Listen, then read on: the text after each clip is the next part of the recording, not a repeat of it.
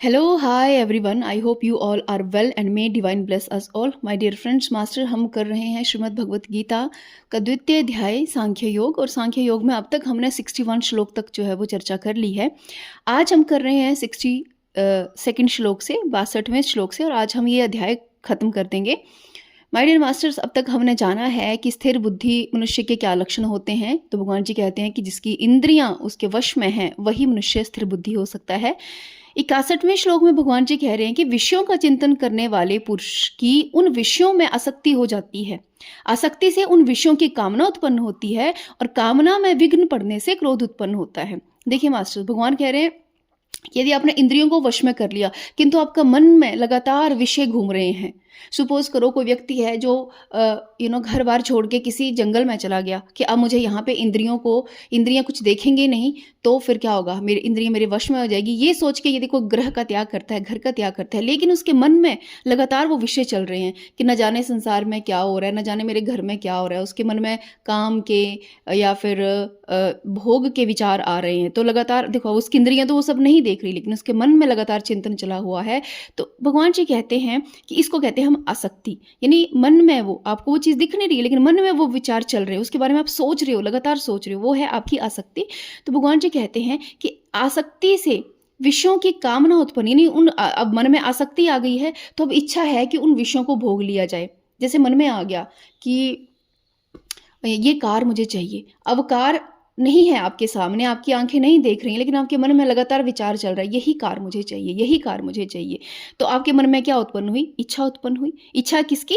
विषय की, एक ऑब्जेक्ट की इच्छा उत्पन्न हुई, ठीक है। और अगर आपकी वो इच्छा पूर्ण नहीं हुई तो फिर आपको क्या आएगा? क्रोध आएगा। देखिए मास्टर, कितना अच्छा सीक्वेंस भगवान यहाँ पे समझा रहे हैं कि इंद्रियां चाहे कुछ नहीं देख रही, लेकिन अगर यदि आपके मन में लगातार चिंतन चला है विषय का, तो चिंतन चलने से उत्पन्न होती है इच्छा, ठीक है। और इच्छा की जब पूर्ति नहीं होती तो उत्पन्न होता है क्रोध। यानी वो मेरी इच्छा पूरी क्यों क्यों नहीं हुई, क्रोध उत्पन्न हुआ। और अगले श्लोक में भगवान जी कह रहे हैं कि क्रोध से अत्यंत मूढ़ भाव उत्पन्न हो जाता है। मूढ़ भाव से स्मृति में भ्रम हो जाता है। स्मृति में भ्रम हो जाने से बुद्धि अर्थात ज्ञान शक्ति का नाश हो जाता है, और बुद्धि का नाश हो जाने से ये पुरुष अपनी स्थिति से गिर जाता है। तो भगवान कहते हैं कि जैसे ही इच्छाएं उत्पन्न होती है, इच्छाओं की पूर्ति नहीं होती तो क्रोध उत्पन्न होता है। भगवान कहते हैं क्रोध उत्पन्न होने पे एक नया भाव, जिसको मूढ़ भाव, मूर्खता वाला भाव, ये हम कह सकते हैं कि अज्ञानी वाला भाव उत्पन्न होता है। और उस मूढ़ भाव के उत्पन्न होने से स्मृति में भ्रम, वो जो मेमोरी होती है, वो जो आपकी जो मेमोरी है, जो कि आपका जो पूरा चित्त लगा हुआ है कहाँ? ईश्वर की तरफ, उसमें भ्रम उत्पन्न हो जाता है। और जब भ्रम उत्पन्न हो जाता है तो जो ज्ञान की शक्ति है, बुद्धि, उसका नाश होता है। ज्ञान की शक्ति, बुद्धि क्या है एक्चुअली? आपने कुछ समझा, आपके कुछ ज्ञान में चीज आई, आपने कुछ पढ़ा, आपने कुछ देखा, उससे जो आपको अंडरस्टैंडिंग हुई, उसको आप कहते हैं बुद्धि। बुद्धि ऐसे तो है नहीं कि कुछ टचिंग ऑब्जेक्ट है, तो समथिंग, जो भी आपने ज्ञान हासिल किया इस संसार से, उसकी जो समझ आपके भीतर है वो है आपकी बुद्धि। तो भगवान कहते हैं कि मूढ़ भाव उत्पन्न होने से स्मृति में, वो जो मेमोरी है आपकी, जो आपने अपना चित्त जो है वो ईश्वर में लगा के रखा है, उसमें भ्रम उत्पन्न हो जाता है। और भ्रम उत्पन्न होने से ज्ञान की शक्ति, ज्ञान की वजह से जो बुद्धि उत्पन्न हुई है, उस बुद्धि का क्या होता है? नाश हो जाता है। और जैसे ही बुद्धि का नाश हो जाता है, अब बुद्धि क्या होगी? अनस्टेबल होगी। तो वो फिर स्थित प्रज्ञ नहीं रहा। ऐसा पुरुष अपनी स्थिति से गिर जाता है, वो स्थित प्रज्ञ नहीं रहता। राइट। तो अगले श्लोक में भगवान जी कहते हैं, परंतु अपने अधीन किए हुए अंतःकरण वाला साधक अपने वश में की हुई राग द्वेष से रहित इंद्रियों द्वारा विषयों में विचरण करता हुआ अंतःकरण की प्रसन्नता को प्राप्त होता है। लेकिन भगवान कहते हैं कि ऐसा साधक, ऐसा व्यक्ति जिसने अपने मन को, अपनी इंद्रियों के साथ साथ अपने मन को भी अपने क्या कर लिया? कंट्रोल में कर लिया है, फिर ऐसा साधक संसार के किसी भी कोने में जाए, उसकी वो कभी भी अपनी स्थिति से नहीं गिर सकता। एक बड़ा अच्छा एग्जाम्पल है कि एक बार अपने रामकृष्ण परमहंस जी को एक उनके मित्र जो थे वो ले गए वैशाल्य में ले गए, और वहाँ पे वैश्या नृत्य कर रही है, तरह तरह के आपको पता ही है, वैश्या मतलब हर तरह से हाव भाव सब कुछ कर रही है, राइट। तो परमहंस जी देख रहे हैं उनको, रामकृष्ण परमहंस जी उनको, उस वैश्य को लगातार देख रहे हैं। अब क्योंकि वो तो माँ के भक्त थे, काली माँ के भक्त थे, तो वो लगातार उसको देख रहे, तो वैश्य लगातार नृत्य कर रही है, वो सेंसुअलिटी अपनी दिखा रही है, परमहंस जी के आसपास आके उनको हाथ लगा रही है, कोई कुछ उनके आसपास आके घूम रही है। जैसे नृत्य खत्म हुआ तो परमहंस जी उठे, तुरंत वैश्या के पैरों में गिर गए, कहते हे माँ आपको प्रणाम, हे माँ आपको प्रणाम। यानी वो वैश्या की उन हावों भावों को देख के भी विचलित नहीं हो पाए। क्यों? क्योंकि उनकी इंद्रियों के साथ साथ उनका मन भी क्या है, उनके कंट्रोल में है। वो हर स्त्री में, चाहे वो वैश्या ही क्यों ना हो, हर स्त्री में अपनी माँ को देख रहे हैं, काली माँ को देख रहे हैं।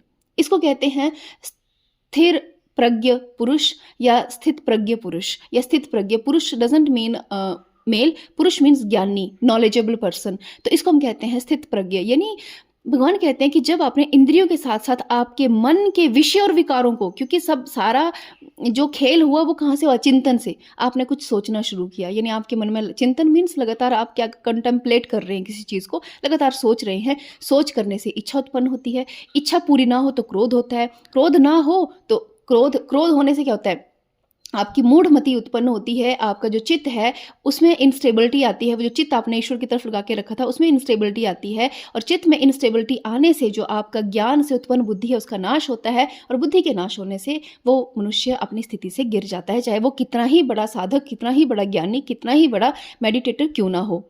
राइट? तो भगवान कहते हैं कि ऐसा मनुष्य जिसने अपने इंद्रियों के साथ अपने मन को वश में किया है, वो संसार के किसी भी कोने में जाए, चाहे वो वैश्यालय में जाए, चाहे वो मदरालय में जाए, चाहे कहीं मर्जी जाए, उसको उसकी स्थिति से उसको कोई नहीं गिरा सकता, कोई भी नहीं गिरा सकता। राइट?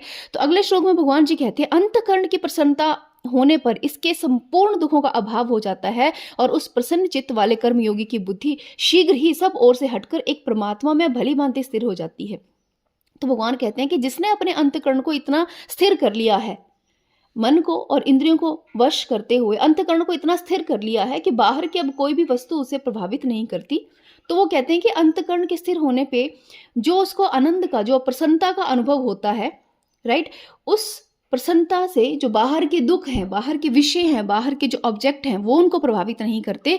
और फिर क्या होता है, शीघ्र ही उसका जो बुद्धि है वो सब ओर से हटके, ठीक है, सब ओर से बुद्धि कहाँ कहाँ लगी है, संसार में कहीं कहीं विषयों पे लगी हुई है, लेकिन भगवान कहते हैं जो अपने अंतःकरण को शुद्ध करता है, अंतःकरण में बैठता है, अंतःकरण में समाता है, अपने भीतर अपने मन से पार जाने की जो कोशिश करता है, या आप कह सकते हैं कि मन को भी कंट्रोल करता है, इंद्रिय को भी कंट्रोल करता है, शीघ्र ही उसकी बुद्धि इस संसार के विषयों को त्याग कर केवल परमात्मा में स्थिर हो जाती है। यानी वो क्या होता है फिर, स्थिर बुद्धि। स्थिर मतलब stable, stable means one side, one pointed, एक तरफ है। स्टेबिलिटी किस चीज़ की होती है, जो बिल्कुल स्थिर है, हिल नहीं, उसमें कोई मूवमेंट नहीं हो रही। तो जब एक किसी व्यक्ति की बुद्धि परमात्मा में लगी है और संसार के विषय विकार मोह माया इत्यादि उसे नहीं हिला पा रहे हैं, तो हम कहेंगे वो स्थिर बुद्धि है। राइट? कि हम क्या करते हैं मास्टर्स, हमारी बुद्धि स्थिर नहीं होती। हम परमात्मा का ध्यान तो करते हैं, लेकिन हमें संसार की चीज़ें भी क्या करती हैं, अफेक्ट करती हैं। हम मोह से अफेक्ट होते हैं, अपने बच्चों के प्रति मोह ममता से, अपने घर के प्रति आसक्ति से, पैसे के प्रति, करियर के प्रति, आसपास के लोगों की बातों से हम क्या होते हैं, अफेक्ट होते हैं, क्योंकि हम स्थिर बुद्धि नहीं है। लेकिन भगवान जी कह रहे हैं कि अंतःकरण शुद्ध होने पे, यानी मन और इंद्रियों के वशी को कंट्रोल करने के बाद हमारी बुद्धि क्या होती है, स्थिर हो जाती है। और ये स्थिर बुद्धि फिर सीधा कहाँ पे डायरेक्टेड है, परमात्मा की ओर डायरेक्टेड है। मैंने पिछले एक वीडियो में आपको शायद एक स्टोरी सुनाई होगी कि राजा जनक की, कि किस तरह से उन्होंने सुखदेव जी की परीक्षा ली थी, और सुखदेव की परीक्षा के दौरान सुखदेव जी का सारा ध्यान उस ऑयल के पात्र में था कि गिर ना जाए। तो उसको हम कहते हैं स्थिर बुद्धि। तो जब हमारी बुद्धि जो है परमात्मा में लग जाती है, तो फिर हमें ये संसार के विषय वस्तु प्रभावित नहीं कर सकते। जब तक आपको संसार के विषय वस्तु प्रभावित कर रहे हैं और आप परमात्मा का ध्यान कर रहे हैं, तो अपने आप को स्थिर बुद्धि मत कहिए। राइट? कि परमात्मा में ध्यान तो कर रहे हैं, लेकिन हाँ, आपकी बुद्धि स्थिर नहीं है, आपकी बुद्धि अभी संसार में भी लगी हुई है। राइट? अगले श्लोक में, जो कि है 66 श्लोक, भगवान जी कहते हैं ना, जीते हुए मन और इंद्रियों वाले पुरुष में निश्चयात्मिका बुद्धि नहीं होती, और उस अयुक्त मनुष्य के अंतःकरण में भावना भी नहीं होती, तथा भावनाहीन मनुष्य को शांति नहीं मिलती, और शांति रहित मनुष्य को सुख कैसे मिल सकता है। आहा, कितनी सुंदर बात। भगवान कहते हैं कि जिस मनुष्य ने अपने मन और इंद्रियों को नहीं जीता है, उसकी बुद्धि स्थिर नहीं हो सकती, यानी वन पॉइंटेड कंसंट्रेशन उसकी नहीं हो सकती। राइट? और कहते कि ऐसे मनुष्य जो ऐसा मनुष्य होगा जिसने अपने मन, जिसकी बुद्धि स्थिर नहीं है, जिसने अपने मन और इंद्रियों को नहीं जीता है, तो भगवान कहते हैं और साथ में ही उस मनुष्य के अंतकरण में ये भावना भी नहीं होती ये जानने की या इस मन को और इंद्रियों को कंट्रोल करने की। देखो क्या है ना, हर कोई स्थिर बुद्धि तो नहीं हो सकता, लेकिन कुछ मनुष्यों के मन में ये इच्छा अवश्य होती है कि मुझे अपने इंद्रियों को और मन को कंट्रोल करना है, और कुछ मनुष्य ऐसे हैं जिनके भीतर ये इच्छा भी नहीं होती। तो भगवान जी कहते हैं ऐसे लोग जिनके मन और इंद्रियां उनके वश में नहीं होती और ना ही उनके भीतर ये चिंतन आता है, कभी ना ही कभी ये ख्याल तक आता है, ना ही ये विचार तक आता है कि मुझे इनको कंट्रोल करना चाहिए, ऐसी कोई भावना उनके मन में नहीं होती, तो भगवान कहते हैं फिर ऐसे मनुष्य को शांति कैसे मिल सकती है, कैसे उनको सुख प्राप्त हो सकता है? क्योंकि सारे जो दुख हैं, सारी जो इनस्टेबिलिटी है, सारी जो अशांति है, वो तो मन और इंद्रियों द्वारा ही चलित है। तो जो मनुष्य प्रयास भी नहीं करता अपने मन और इंद्रियों को कंट्रोल करने के लिए, उसको कभी शांति नहीं मिलेगी, और जिसको शांति नहीं मिलेगी उसको कैसे सुख का अनुभव हो सकता है? उसको सुख का अनुभव नहीं हो सकता। जो मनुष्य प्रयास करता है वो किसी क्षण सुख का अनुभव करता है, लेकिन जो मनुष्य प्रयास भी नहीं करता उसे शांति और सुख का अनुभव कभी नहीं हो सकता। तो मास्टर यहाँ पे भगवान क्लियर कट क्या कर रहे हैं, मैसेज दे रहे हैं कि यदि आपको सुख और शांति का अनुभव करना है अपने जीवन में, तो प्रयास कीजिए अपनी इंद्रियों को और अपने मन को कंट्रोल करने का। मतलब कितना सुंदर ज्ञान है हमारे भगवत गीता में, मतलब पूरा माइंड को साइकोलॉजिस्ट, भगवान श्री कृष्ण एक साइकोलॉजिस्ट की तरह बात कर रहे हैं कि माइंड में ये सब होता है। कार्ल जंग एक साइकोलॉजिस्ट हैं जो एक्सप्लेन करते हैं कि माइंड में ये चीज़ें हैं, है ना, अनकॉन्शियस माइंड है, सबकॉन्शियस माइंड है, कॉन्शियस माइंड है, और उसमें क्या क्या चीज़ें हैं। हमारे भगवान श्री कृष्ण ने बहुत पहले ये सब एक्सप्लेन कर दिया था कितने सुंदर वे में, कि कैसे माइंड में थॉट आता है, उससे इच्छा उत्पन्न होती है, इच्छा से क्रोध आता है, क्रोध से मूढ़मति होती है, और मूढ़मति से अज्ञान उत्पन्न होता है, यानी ज्ञान का नाश होता है और हम दुख और अशांति में चले जाते हैं। राइट, चलो अगला श्लोक है, वो है 67वां श्लोक, जिसमें भगवान जी कहते हैं क्योंकि जैसे जल में चलने वाली नाव को वायु हर लेती है, वैसे ही विषयों में विचरती हुई इंद्रियों में से मन जिस इंद्रिय के साथ रहता है वह एक ही इंद्रिय उस अयुक्त पुरुष की बुद्धि को हर लेती है। अब क्या है, 5 इंद्रियां हैं हमारे साथ और एक मन है।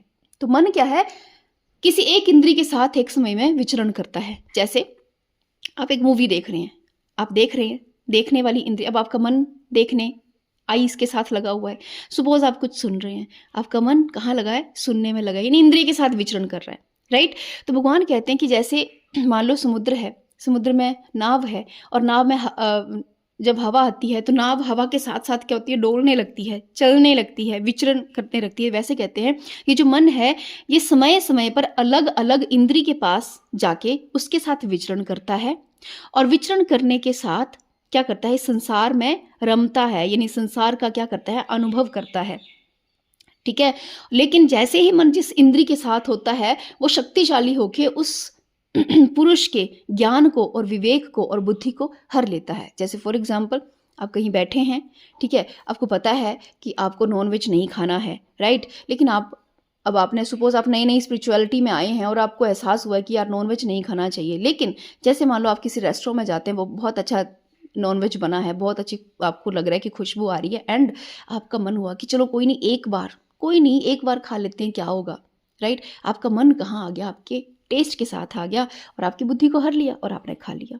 राइट, या सपोज करो आप क्या है, सुबह उठना है, आपको पता है कि सुबह 4 बजे उठ के मेडिटेशन करनी है, बट जैसे सुबह होती है आपको लगता है चलो कोई नहीं आज थोड़ा सा सो लेते हैं, कल उठेंगे। आपका जो मन है वो आपकी अनुभव के साथ, आपकी स्किन यानी आप फील कर रहे हैं, कंफर्ट फील कर रहे हैं ना, जो फीलिंग आ रही है वो कहाँ से आ रही है, ड्यू टू टच वाली जो सेंस है उसके साथ आपका मन टच के साथ रमा हुआ है, और आपका है कि नहीं उठना है तो फिर आप नहीं उठते हैं। यानी मन किसी इंद्रिय के साथ संयोग में आके मनुष्य की बुद्धि को हर लेता है। राइट, किसी एक इंद्रिय के साथ एक समय में मन जो है वो क्या करता है, संयोग करता है और आपकी बुद्धि को हर लेता है। तो आप अपने आप में देखिए कि आपका मन किस इंद्रिय के साथ ज़्यादा संयोग में आता है और आपकी बुद्धि को हरता है। कुछ लोग मूवीज़ देखना बहुत पसंद करते हैं instead of doing any spiritual practice, कुछ लोग रॉक म्यूज़िक और ये सब सुनना पसंद करते हैं instead of listening bhajans. Right, कुछ लोग जो हैं बहुत अलग अलग तरह का फूड टेस्ट करना पसंद करते हैं इंस्टेड ऑफ टेकिंग एनी सात्विक फूड, राइट। तो इस तरह से कुछ लोग जो है वो अलग अलग अलग अलग फ्रेग्रेंसेस का यूज़ करते हैं instead of going into nature and walk into nature and taking the fragrance of natural trees and air and something. तो ये आप अपने आप को क्या कीजिए, साथ ही साथ में इस श्रीमद् भगवद गीता के सेशन के साथ साथ में खुद को भी अपने अंदर देखिए कि मुझ में कहाँ पे मेरा मन कहाँ पे रमता है, अधिक से अधिक कहाँ रमता है, राइट। अगला श्लोक है, उसमें कहते हैं कि इसलिए हे महाबाहो, जिस पुरुष की इंद्रियों के विषयों से सब प्रकार से निग्रह हुई हैं उसकी बुद्धि स्थिर है। तो भगवान कहते हैं कि इसलिए हे अर्जुन, हे महाबाहो, कि ऐसा मनुष्य जिसकी इंद्रियां यानी उसकी जो सेंसेस हैं, यदि सेंसेस भी कंट्रोल में आ जाए तो हाफ माइंड कंट्रोल में आ जाता है, क्योंकि आपका मन सेंस के साथ मिलके आपकी बुद्धि को हरता है। लेकिन अब सेंसेस को आपने कंट्रोल कर लिया, अब आपका आधा काम हो चुका है, आपको अभी आधा करना है, आपके मन को कंट्रोल करना है, राइट। तो इसलिए भगवान कहते हैं कि जिसने अपने मन और इंद्रियों पे, दोनों पे प्रैक्टिस करके, अब ऐसा तो है नहीं आपने सोचा और हो गया, सोचने से नहीं होगा, प्रैक्टिस से होगा, स्लोली स्लोली होगा, क्योंकि इंद्रियां और मन बहुत शक्तिशाली हैं, आप उनको विल पावर से कंट्रोल नहीं कर सकते। सबसे फर्स्ट थिंग आपने एक देखो, पतंजलि योग सूत्र में पतंजलि जी ने बहुत अच्छे से एक्सप्लेन किया है कि आप डायरेक्ट विल पावर से आपके माइंड को कंट्रोल नहीं कर सकते, आपको पहले पुरानी आदतों को हटाने के लिए नई आदतें डालनी होंगी।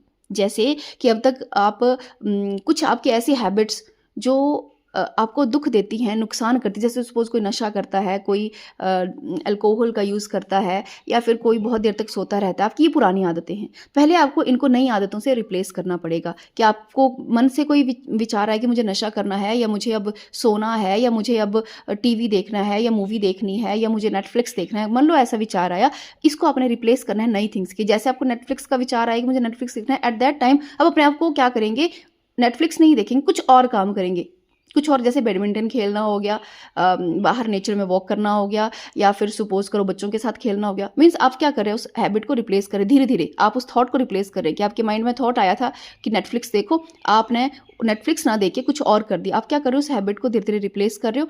आपने पहले बुरी हैबिट्स को अच्छी हैबिट से रिप्लेस करना है, और बाद का जो टाइम आएगा जब आपके अंदर वो अच्छी हैबिट्स अच्छे से डेवलप हो जाएंगी, देन आपको अपनी उन अच्छी हैबिट्स को भी रिप्लेस करना है विद डिवाइन के साथ रिप्लेस करना है। आप डायरेक्ट आप बुरे से सीधा डिवाइन पे नहीं जा सकते, ऐसा कोई प्रोसेस नहीं है। माइंड को आप कंट्रोल कर ही नहीं सकते अपने विल पावर से। एक दिन करेंगे, 2 दिन करेंगे, डेफिनेटली आप हार जाएंगे। एक सीक्वेंस में काम करना है माइंड को कंट्रोल करने के लिए, राइट। तो चलिए नेक्स्ट श्लोक है हमारा वो नेक्स्ट श्लोक है कि, तो अगले श्लोक में भगवान कहते हैं कि संपूर्ण प्राणियों के लिए जो रात्रि के समान है, उस नित्य ज्ञान रूप परमानंद की प्राप्ति में स्थित प्रज्ञ योगी जागता है, और जिस नाशवान संसारिक सुख की प्राप्ति में सब प्राणी जागते हैं, परमात्मा के तत्व को जानने वाले मुनि के लिए वह रात्रि के समान है। मास्टर, इस श्लोक पे ना मैंने बहुत विचार किया था, एंड फाइनली जो मुझे अंडरस्टैंडिंग आई वो मैं आपको बता रही हूँ।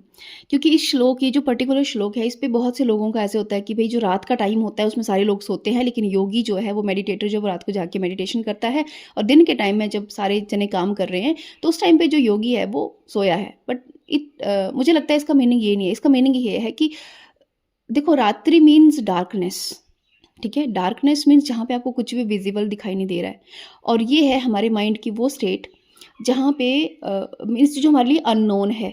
अननोन क्या है, हमारे लिए फेमिलियर नहीं है। अगर आप थोड़ा सा भी साइकोलॉजी का नॉलेज रखते हैं तो उसमें आपको पता होगा कि हमारा माइंड वही चीज़ें रिपीट करता है जो हमारे लिए क्या है, नोन है, फेमिलियर है। हमारा माइंड कभी भी अनफेमिलियर चीज़ों की तरफ नहीं जाता। जैसे फॉर एग्जाम्पल, आप वही पैटर्न और वही कंडीशनिंग रिपीट करते हैं जो आपके पेरेंट्स ने आपको दे रखी है।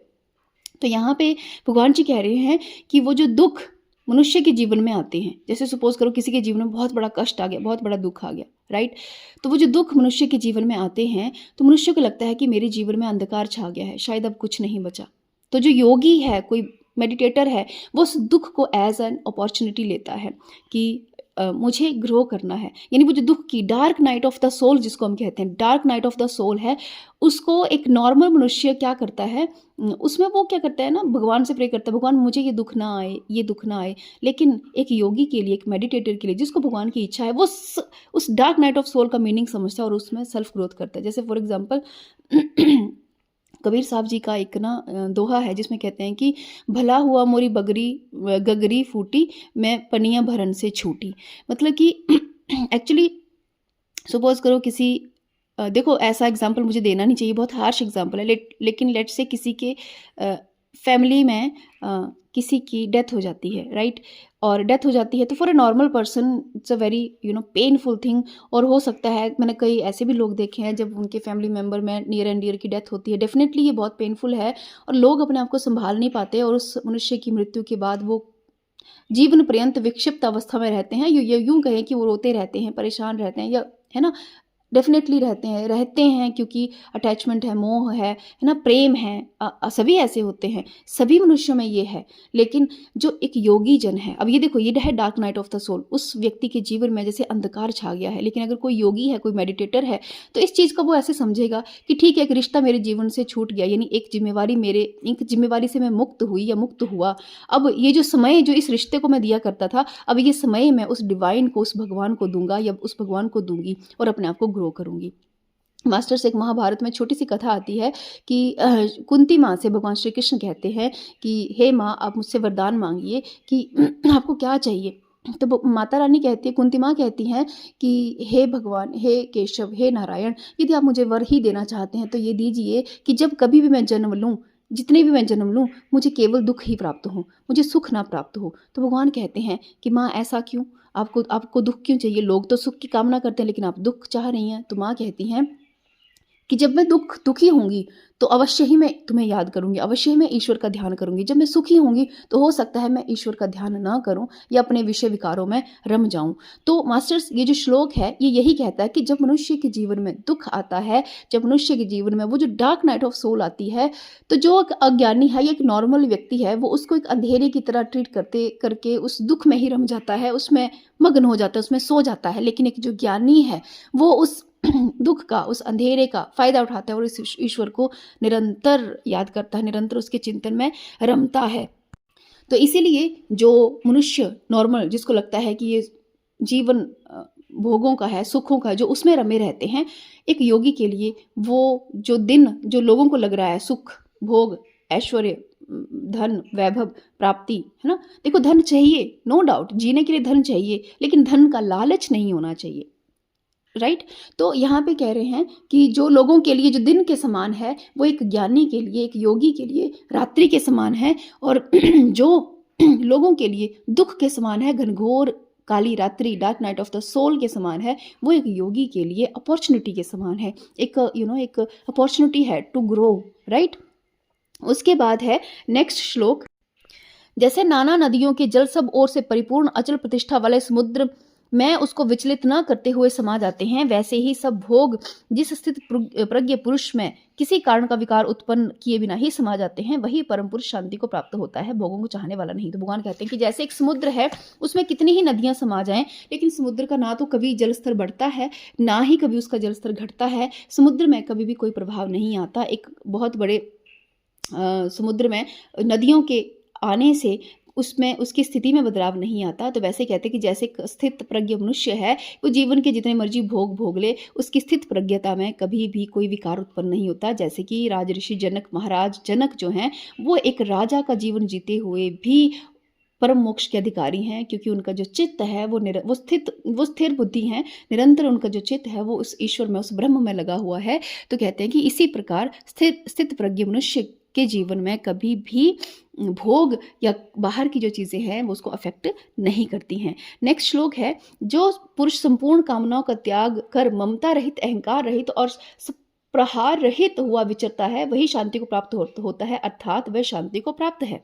तो भगवान जी कहते हैं कि जो मनुष्य समस्त कामनाओं को त्याग कर, उसके भीतर की सारी इच्छाएं उनको वो त्याग देता है, ममता रहित, ममता यानी अपने प्रियजनों के प्रति मोह, ममता यहाँ पे स्पेशली बच्चों के लिए, फीमेल के लिए कहा गया, क्योंकि फीमेल अपने बच्चों से बहुत अटैच है, डेफिनेटली, जैसे मैं अपने बच्चों से बहुत अटैच हूँ। हम कई बार क्या होता है ना, इतनी ममता होती है पेरेंट्स को उनके बच्चों के साथ, जैसे धृतराष्ट्र को कौरवों के साथ इतनी ममता थी कि उनका विनाश कर गए, राइट। पेरेंट्स ही कई बार रिस्पॉन्सिबल होते हैं बच्चे के विनाश के लिए। तो भगवान कहते हैं कि ममता रहित, कामनाओं का त्याग कर, ममता रहित, अहंकार रहित, ईगो नहीं होनी चाहिए। ईगो यहाँ पे मतलब ईगो मीन्स आइडेंटिटी, ईगो के बहुत सारे फॉर्म है, अहंकार एक बहुत बड़ा विषय है, उसको समझना, यानी जो भी अपने आइडेंटिटीज इस वर्ल्ड में बना के रखी हैं कि मैं माँ हूँ, मैं पिता हूँ, मैं मैं एक जॉब करता हूँ, मैं बहुत बड़ा बिज़नेसमैन हूँ, मैं कुछ भी नहीं हूँ, मैं गरीब हूँ। जो भी आइडेंटिटी आपने बनाई है कि मैं बहुत अमीर हूँ या मैं बहुत गरीब हूँ, मैं बहुत बड़ा दानी हूँ या मैं दान नहीं करता हूँ या मैं बहुत बड़ा धनी हूँ या मैं निर्धन हूँ, कोई भी आइडेंटिटी आपने बनाई है, वो सब अहंकार के क्षेत्र में आते हैं। अहंकार ऐसा नहीं है, मैं भाव सिर्फ़ अहंकार नहीं है, ये बहुत बड़ी बात है। अहंकार एक अपने आप में बहुत बड़ा चैप्टर है, उसको एक्सप्लेन करने लगें तो बहुत बड़ा ये चैप्टर बनेगा। तो कहते हैं कि ममता रहित, अहंकार रहित और सप्राह रहित, मतलब कि विषयों को भोगने की इच्छा, यानी कि मुझे ये विषय मिलता, काश मुझे ये विषय मिलता, काश मेरे पास बहुत बड़ा घर होता, काश मेरा बिज़नेस करोड़ों का होता, काश मैं अंबानी बन जाता, काश मैं एशिया का सबसे रिच पर्सन पर्सन बन जाता, व्हाटएवर, जो भी विषयों को भोगने की इच्छा है। कहते हैं यदि मनुष्य इन सबका त्याग कर दें, तो वो शांति को प्राप्त होता होता है, अर्थात वो शांति को प्राप्त है। शांति को प्राप्त व्यक्ति ही ऐसा कर सकता है, जिसके जीवन में अशांति है वो कभी भी ऐसा नहीं कर सकता। जिसको शांति प्राप्त होगी है, उसके लिए सबसे फर्स्ट प्रायोरिटी क्या रहेगी उसके जीवन में, लाइफ में? पीस, मेंटल पीस, शांति रहेगी और उस शांति को प्राप्त करने के लिए वो सब विषयों का क्या करेगा? त्याग कर देगा, राइट? तो उसके बाद लास्ट श्लोक है इस अध्याय का कि हे अर्जुन, ये ब्रह्म को प्राप्त हुए पुरुष की स्थिति है। इसको प्राप्त होकर योगी कभी मोहित नहीं होता और अंत काल में इस ब्राह्मी स्थिति में स्थित होकर ब्रह्मानंद को प्राप्त हो जाता है। तो भगवान जी कहते हैं कि अर्जुन, ये जो मैंने तुम्हें लक्षण बताए हैं, ये उस मनुष्य के बताए हैं जो ब्रह्म को प्राप्त हुआ है। ऐसा योगी, ऐसा मनुष्य कभी भी मोहित नहीं होता, इस संसार के विषय भोगों से मोहित नहीं होता और अंत में वो ब्रह्मानंद को, यानी जब अंत में उसकी मृत्यु होती है तो वो ब्रह्मानंद को प्राप्त करता है, ब्रह्म परम आनंद को प्राप्त करता है, राइट? तो इस प्रकार से श्रीमद् भगवत गीता का द्वितीय अध्याय जो है वो आज हम क्या करते हैं, समाप्त करते हैं। अगले वीडियो से हम शुरू करेंगे इसका थर्ड चैप्टर, तृतीय अध्याय। तब तक के लिए thank you so much masters.